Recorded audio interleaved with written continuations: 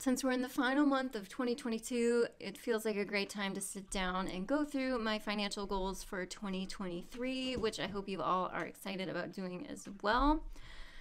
I'm excited to share these with you guys because if you've been following my story, you know 2022 has been pretty up and down for me as far as my financial goals have been concerned. About halfway now through a 5-year game plan that I started back in 2020 to become debt-free and financially independent by the end of 2025, which is no small feat because I started with over $230,000 worth of debt, most of which are student loans, and I've done really well. I'm down to just over $160,000 at this point, all federal student loans. So I've been able to save a pretty good chunk these last couple years while they've been in forbearance. But now that forbearance has been extended roughly until midway through 2023, so it looks like that's going to continue, which is no big deal.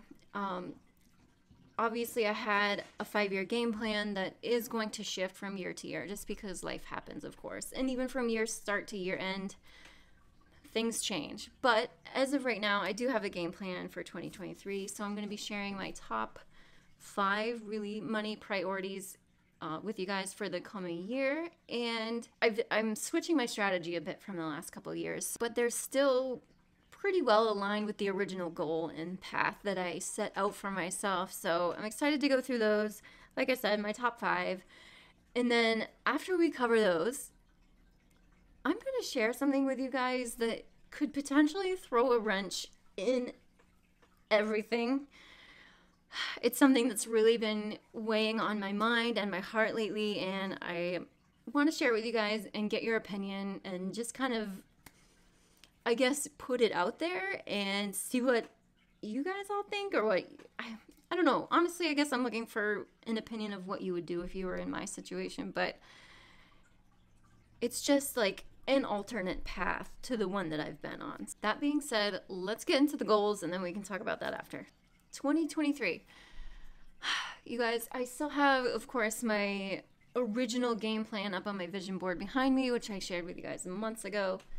So for 2023, the original plan was to save $40,000 for student loans, $5,000 for a house hack, and $2,000 to have for a travel fund to try and enjoy myself a little bit more. So pretty lofty goals. I had a goal of saving $30,000 for 2022, and I'm not even hitting that. So I don't know about the $40,000, although I do know it'll be a higher income year for me in 2023, which is nice, but I don't know if it'll be that nice. So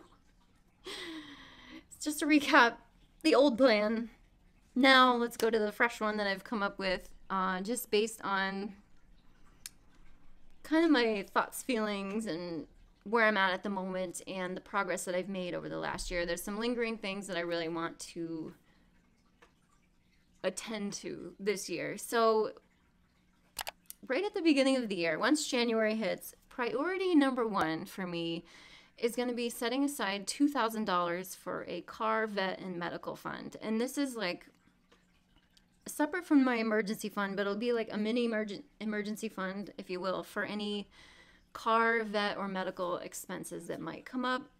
Medical, not really as applicable here just because I do have an HSA now that's been building throughout the past year.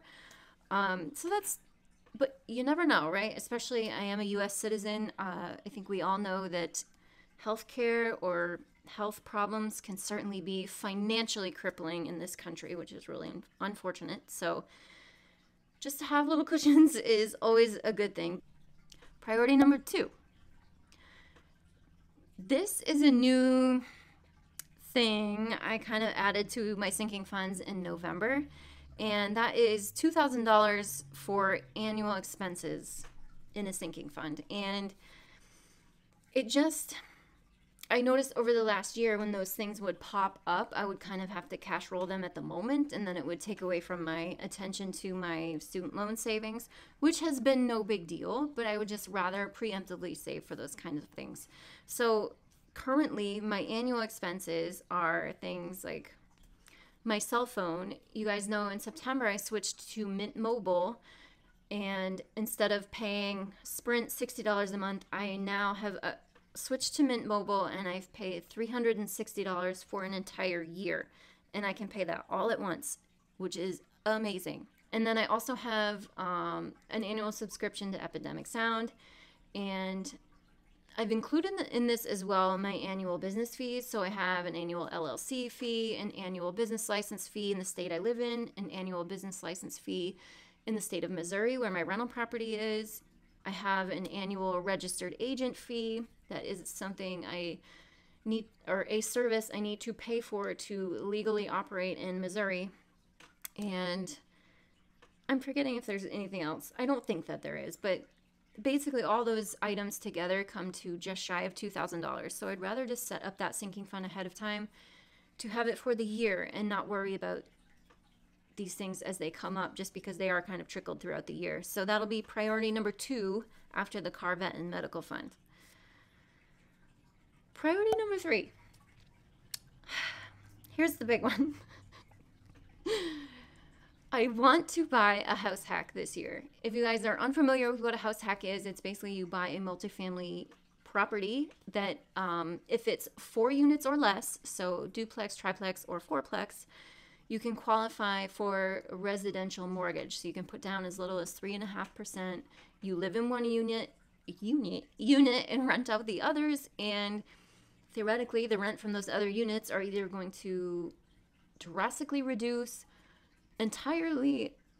potentially entirely eliminate your mortgage payment, so it can reduce or eliminate your cost of living fee, which for me, and I think for most people, is your biggest monthly expense. So that is the point of house hacking, is to buy a property that you can live in real cheap. So that's the goal.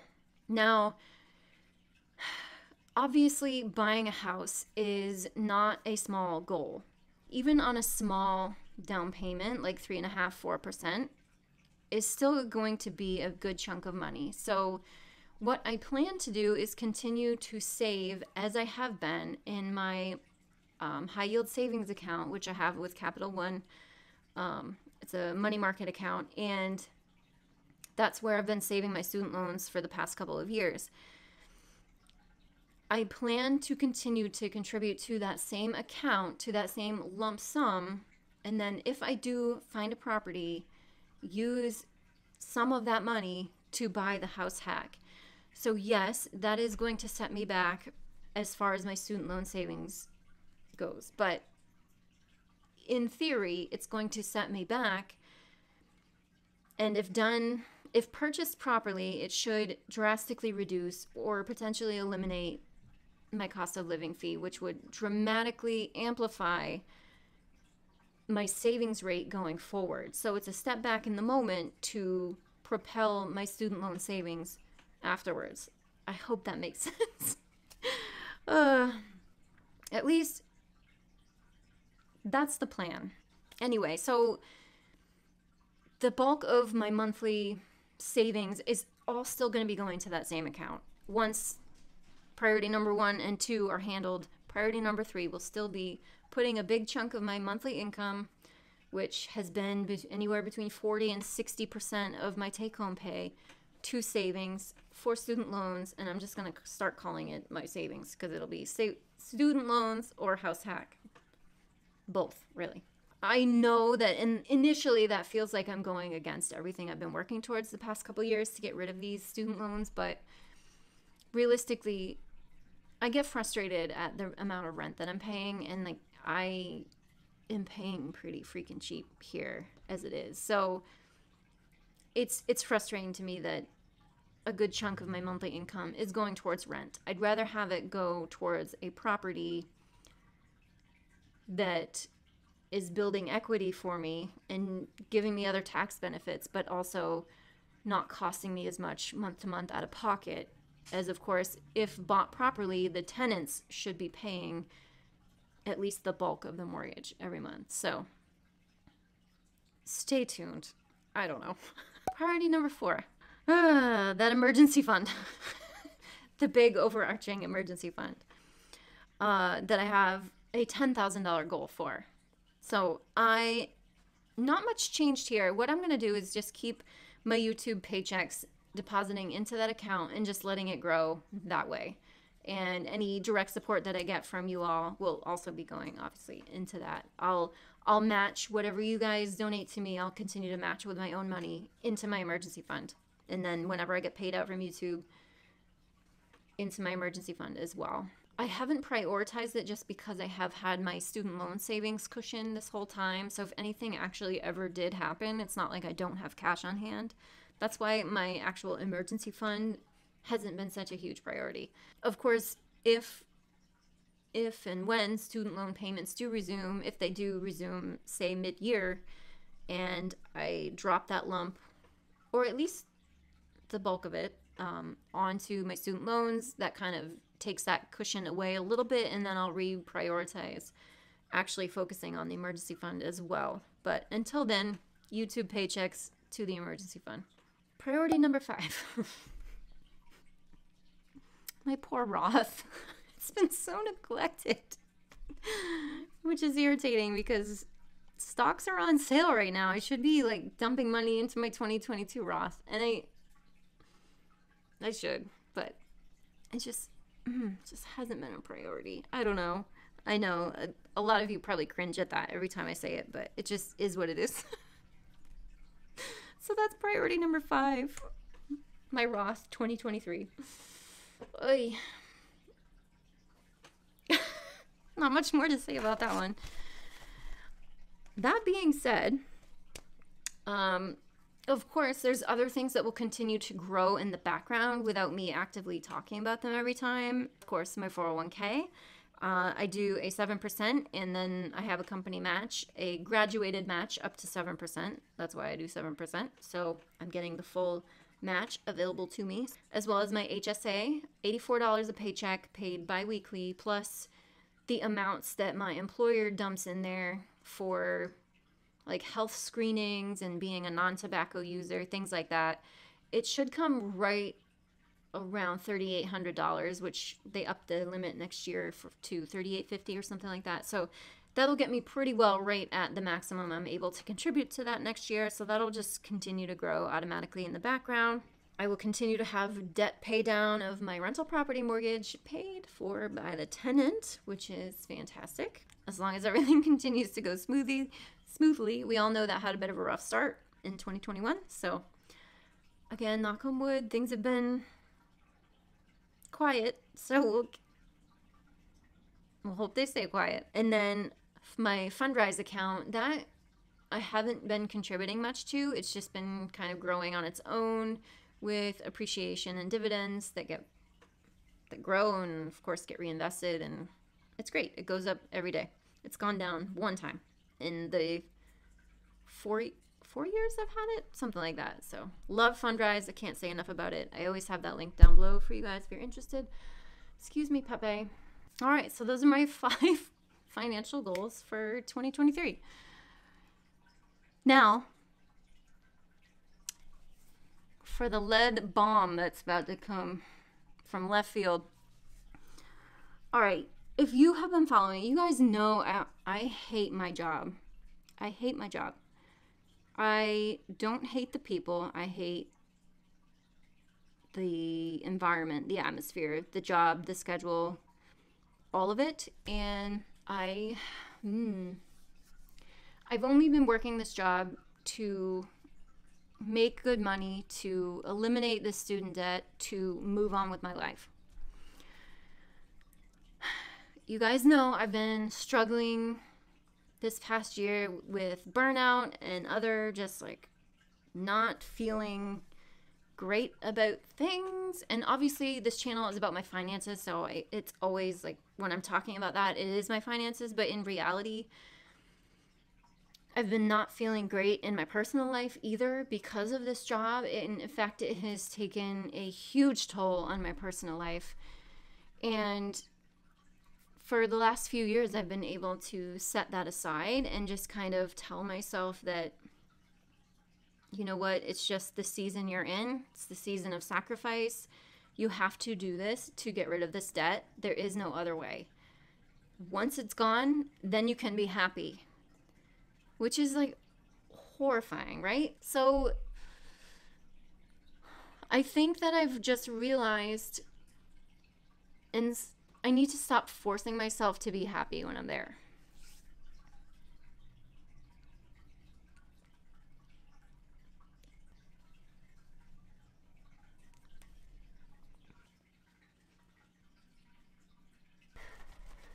Wow, that's embarrassing.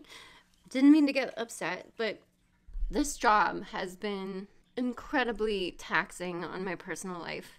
I guess it's a bit embarrassing to admit that because I don't know, I don't know why. It just feels embarrassing to admit, but it really has. It has tanked my personal life lately, and that in turn just makes me angry. So I'm like back to being an angry person at work, and I don't want to be an angry person at work. That sucks. And it just has me rethinking everything, this whole plan, and being able to tough out this job just to stay there for the pay, to get out from under this debt. Why am I doing this to myself? And it's really got me thinking lately. Well, for starters, obviously, I'll be the first one to tell you that a 6-figure salary does not make you happy. It does not make you happy. Money does not make you happy. So why do I think that not having debt is going to make me happy? Yes, it'll alleviate like the need to continue to make so much money, but not if it's going to kill me to get there. And what's the point? Even if I can retire in a few more years at the end of 2025, if I stayed here and I'm debt free and I don't have to worry about making so much money, I can go do whatever I want. I'm not just going to sit on my butt at home and do nothing. Like, I want to retire from the need to be stuck somewhere. I don't want to retire from working ever. I would be so bored out of my mind. So why am I putting it off? So I guess really what I've been thinking about doing is going back to a public service job, back to the state or a town or county or something, and get back in the public service loan forgiveness program. I've mentioned it before, but I had 16 months of payments already in the program at my job before this one that I left because I wasn't making enough money because I was drowning in debt. Well, and by drowning in debt, I was drowning in monthly payments from all the different debts that I had. I don't have all those different debts anymore. My one federal student loan payment was only like $145 a month on the same balance, basically, or I even have a little bit smaller of a balance now than I did then.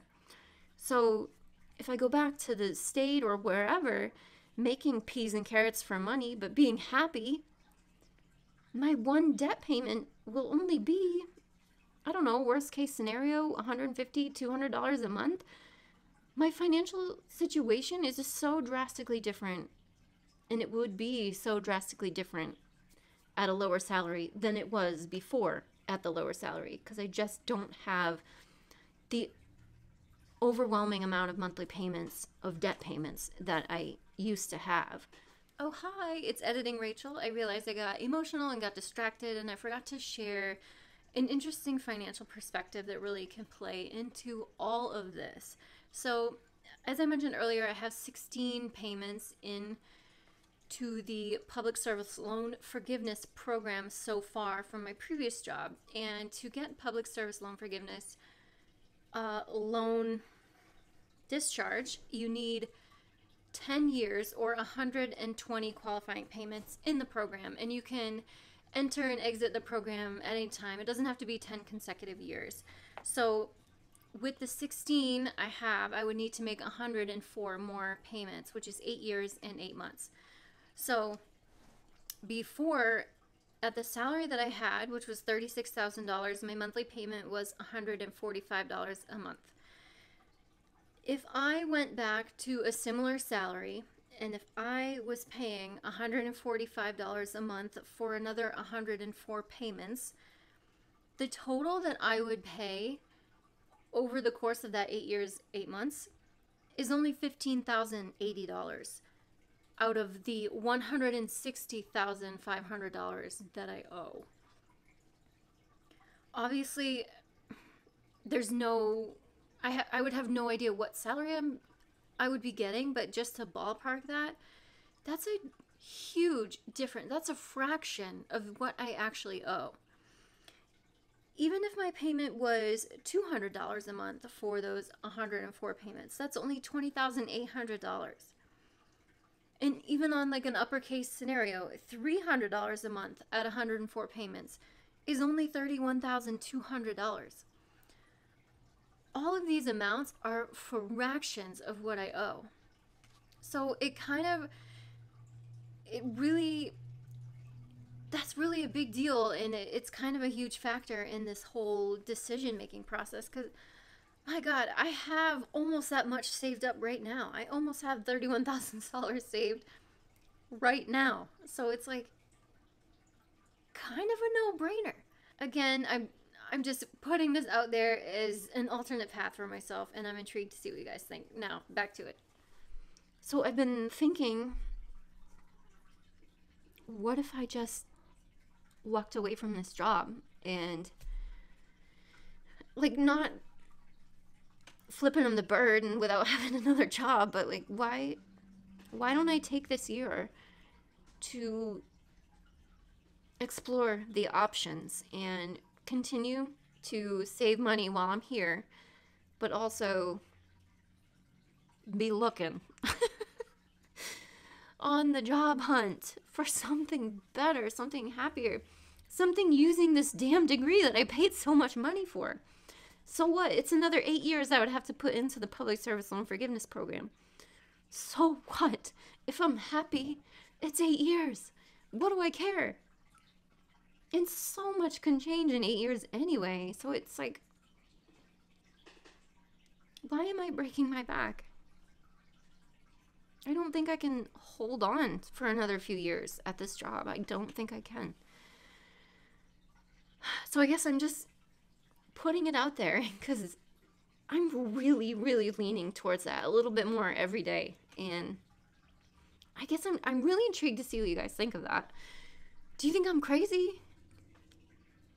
Do you think I'm crazy for not doing that sooner? I don't know. And don't get me wrong, I'm grateful that I had this job to make this money to get rid of the debt that I got rid of and get to the place where I'm at. But honestly, right now, I would be just fine if I went back to making $36,000 a year. I would be just fine. I could move away from this incredibly expensive area and immediately right there cut my cost of living. I don't know. That's what I'm thinking. What do you guys think of that? I really want to know. Why do I need such validation? I don't know. I do what I want in the end anyway. So honestly, if the right job comes along, I might just take it. Yeah. I feel relieved saying that out loud. Feels great. Either way, stay or go, everything's going to be okay. That's what matters. If it's not one cat, it's the other one. Thank you all, as always, for all of your support and comments and motivation. It really keeps me going, and I always look forward to your comments. Again, let me know what your goals are down in the comments, or what you think about this whole job situation / change of life plans. I don't know. I'm intrigued. Thanks for watching. I'll see you guys in the next one. Bye.